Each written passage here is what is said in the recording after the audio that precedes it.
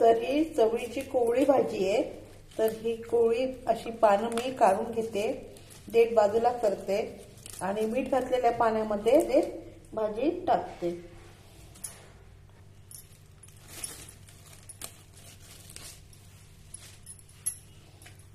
अशा प्रकारे सर्व भाजी मी नितळून घेते। तर भाजी ही नितळून घेतली मी। आता ही भाजी 15 ते 20 मिनिटे मिठाच्या पाण्यामध्ये ठेवून त्यानंतर ही 2 ते 3 पाण्याने मी स्वच्छ धुवून घेते। तर भाजी निथळत ठेवली आहे। तर आता भाजी मी बारीक कापून घेते।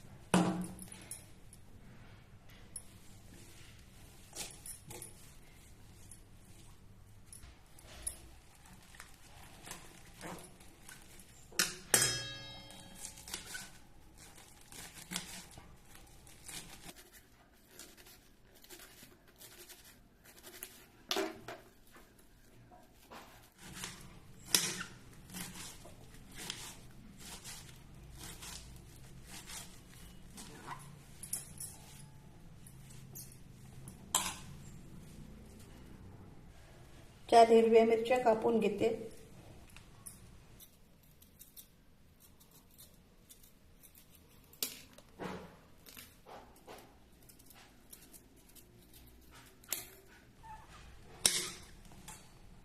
आणि कांदे।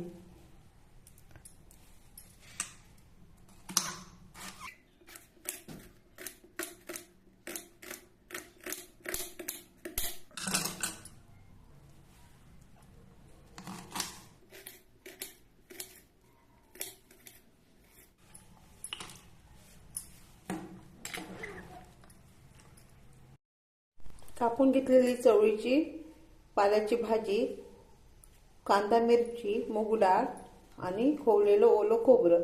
तर भाजी बनवायला सुरुवात करते। भाजी मी लोखंडी तव्यामध्ये बनवते। तर आता मी भाजीला फोडणी न देता अगदी सहज सोप्या पद्धतीने आणि चवीमध्ये फरक न पडणारी अशी भाजी बनवणार आहे। पहिल्यांदा निम्मी भाजी मी तव्यावर टाकून घेते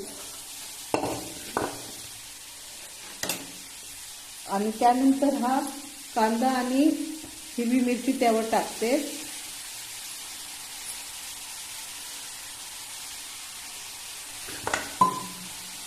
आता राहिलेली भाजी मिरची आणि कांद्यावर टाकली आहे।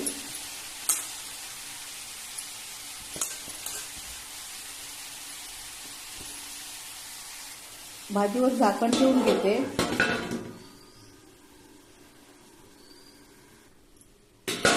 2 मिनिटांनंतर झाकण काढते।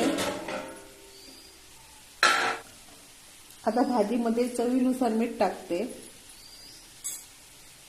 आणि हिंग टाकून भाजी परतून घेते।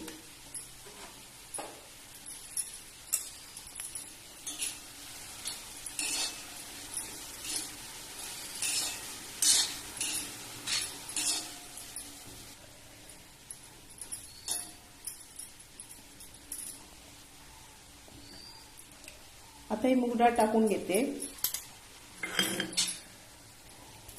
तर भाजी शिजताना भाजीने पाणी टाकलेलं नव्हतं। भाजी कोवळी असल्यामुळे त्याच्या अंगचं पाणी सुटलंय। तर आता आपण ह्यामध्ये तेल टाकून घेऊया। साधारण 2 चमचे।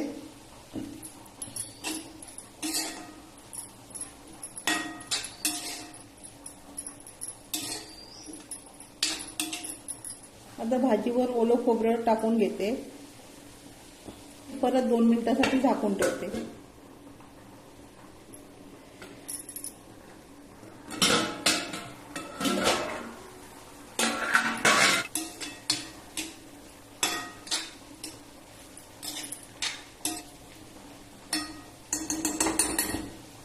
भाजी शिजत आली आहे तर परत 2 मिनिटासाठी भाजी मी झाकून ठेवते.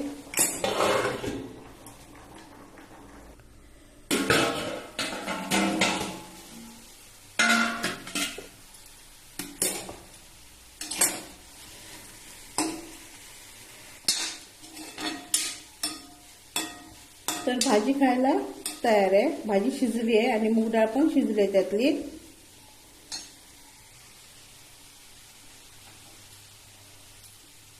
तर आपली तवा भाजी खायला तयार आहे. तरी तवा भाजी, चवळीच्या पानाची तवा भाजी खायला खूप छान लागते. फोडणी घातली नाही तरी पण चवीमध्ये काही फरक पडत नाही.